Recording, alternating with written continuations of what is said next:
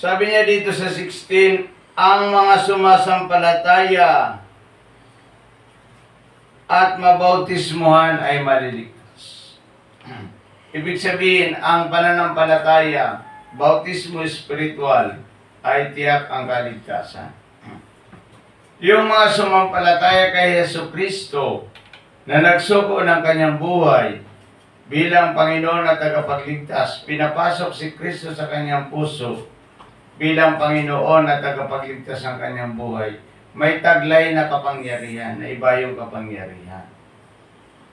Ang sabi niya dito, sila'y magtataglay ng ganitong mga tanda ng kapangyarihan. Kaya kung minsan, ang mga mananampalataya, sigurado nyo ba na pinapasok si Jesus sa inyong puso bilang Panginoon nyo at tagapagligtas? Kasi bakit hindi natin magamit yung kapangyarihang ibinigay sa atin ng Panginoon?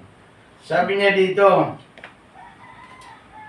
una, ang mga taglay na kapangyarihan ng isang sumasampalataya, magpapalaya sila ng mga demonyo. Magpapalaya sila ng mga demonyo na mga taong inaalihan ito ng mga demonyo, sila yung magpapalayas. Kaya, paano ba magpalayas ng mga demonyo? Sorry po. Sa pangalan ni Jesus, sa pangalan, sabi niya, sa pangalan ko'y magpapalaya sila ng mga demonyo, sapagkat ang pangalan ng ating Panginoong Jesucristo, ito ay superpower. So, ito ay makapangyarihan na hindi kaya tumbasan ng kapangyarihan ng sanlibutan. Ito'y una, magre-review tayo yung ginagamit nating review. Alalahanin niyo po, kung kayo ay walang Diyos, hindi niyo tinanggap talagang personal si Kristo, hindi niyo naranasan ang Diyos na kayo ay igayad ng Panginoong Jesucristo, huwag kayong magpapalayas ng demonyo. Sapagkat yung mga anak ni Esquibas ay nagpalayas sila ng demonyo sa pangalan ni Jesus. Hindi sila kilala ng Diablo si Kristo at si Pedro at si Pablo kilala. Pero yung mga anak ni Esquibas ay ginaya nila. Hindi sila kilala ng demonyo na sila yung mga anak ng Diyos. Sila ay dinamba at sila ay nagkasugat-sugat. Kaya wag nating, kung tayo ay tiyakin natin na ang Diyos ang gumagawa sa ating buhay, siya nag-ahari sa ating buhay. Sabi niya dito, yung mga pinag-aharian ng Panginoon, binigyan ito ng iba yung kapangyarihan. Ano ang ibig sabihin ng iba yung kapangyarihan? Sa English ay superpower from God. Ito yung kapangyarihan mula sa Diyos na iba yung kapangyarihan. Ang ibig sabihin ng iba yung kapangyarihan ay hindi kayang tumbasan ng anumang kapangyarihan. Kaya minsan, pag may sakit kayo, tatungan nyo ng inyong kamay at gagaling yan sapagkat sabi ng Panginoon, binigyan nga kayo ng iba yung kapangyarihan. At magsasalita sila ng iba't ibang wika. Sa panahon kasi ngayon, yung iba't ibang wika ay mula sa Espiritu Santo. Kung ano ang sinasabi ng Espiritu Santo sa buhay ng tao. Sila ay hindi dumampot man ng ahas o uminuman ng lason. Halimbawa, alam mo ba na ang kinakain ngayon ng lahat ng tao ay puro lason? Kaya ang buhay ng tao ngayon ay madali na lamang. Masimulan natin sa gulay, yan ay ini-spray ng polydol. Simulan natin sa pangalawa yung bigas natin, ini-spray ng polydol para hindi sila kainin, bukbukin o kainin ng mga hayop, yung mga tayangaw.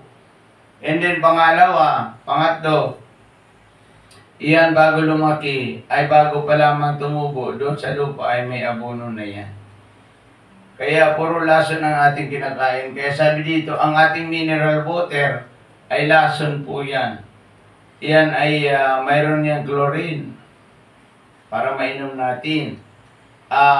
Iyang bangbang natin pupunta yan sa dagat and then pupunta sa langit. At iyan ay ayusin ng Diyos doon. Iyan ay parang lilinisin ng Diyos, sasalain. Dadaan sa bukal ay, ang tawag yan ay fresh water. Ibig sabihin, sariwang tubig na may inom mo. Ganon kabuti ang Diyos sa atin.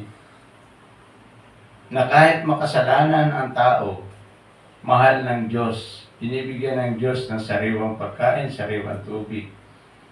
Para ang tao ay mabuhay lamang at makapagbalik loob sa Diyos. Yan ang purpose ng ating Panginoon. Pero dito sabi dito, kahit makainom ng lason, pero may proteksyon ng Diyos sa atin. Yung mga sumampalataya na balot ng kanyang Santong Espiritu, kahit makainom ka ng lason, hindi ka maano. Kahit pa makakain ka ng anuman o makadampot ka ng ahas, ay hindi ka maano. Tiyan mo si Kuya Romy, nakagat siya ng ahas, alas 6 na, nasa gitna ng bundok. Pero sabi niya, sa pangalan ni Jesus, ako hindi maano. Hindi siya naano. Sapagkat nagigitara siya, ay kinagat siya ng ahas dito sa kanyang paa. Hindi niya na malaya kasi sa gitna ng bundok siya. Kinagat siya. Sila lang mag-asawa, ay paano kung makakarating sa ospital? Ang ospital ay napakalayo, wala pang biyahe. Mamamatay ka talaga. Pero tumawag siya sa Diyos at siya ay naligtas. At purihin na ang Panginoon. At sabi niya dito, pangatlo, at gagaling ang mga may sakit na mapatungan ng kanilang mga kamay. Gagamitin natin ito kapangyarihan ibinigay sa atin ng Diyos. Hindi natin ito nagagamit eh. Pag may sakit tayo, sakit ako. Anak ko ang ano. Mayroon nga iba yung kapangyarihan. The power of God is a superpower from God, Jesus Christ. Yung iba yung kapangyarihan ibinigay sa atin ng Diyos. Gamitin natin yun. Superpower nga eh. Pag sinabing superpower, iba yung kapangyarihan sa Tagalog, hindi kayang tumbasan ang kapangyarihan ibinigay sa iyo ng Diyos. Sa pamagitan ng kanilang pagpatong ng kamay, ako pag may sakit ako. Natutulang po sa mga nanonood sa atin, sa mga nakikinig sa atin. Itong ikatlong bagay na ibinigay sa atin ng Diyos at gagaling ang mga may sakit na mapatungan ng kanilang mga kamay. Gusto ko po na ang bawat isa ay mag-request kayo ng mga prayer sa mga live natin upang kayo ay may panalangin kaagad. On the spot yun, ipapanalangin ko. And then, sabi ko nga, pag ako ay mayroong nararamdaman, pinapatungan ko ng aking kamay. Sabi ng Panginoon kailan nyo pagagamitin ang kapangyarihang ibinigay sa inyo ng Diyos? Binigyan na nga tayo ng Panginoon ng kapangyarihan, hindi naman ito ginagamit.